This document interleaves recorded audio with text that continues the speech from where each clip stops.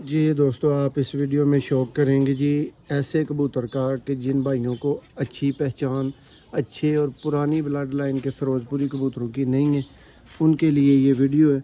और ये दोस्तों एक नायाब शौक वाला फ़िरोज़पुरी,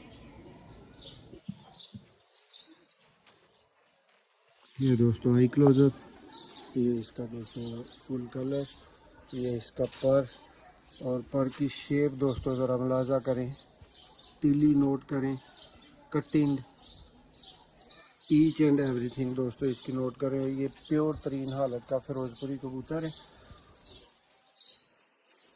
पाजी किस तरह के बच्चे उड़ाता है ये कबूतर? जी मोहसिन भाई बड़े अच्छे बच्चे उड़ांदा ते कबूतर अही बड़ा घट शायद एक बारी पहले लगाया, फड़न दे भी नहीं दिल करता है। एडा मजेदार कबूतर है। वीडियो पसंद आए लाइक करो, शेयर करो।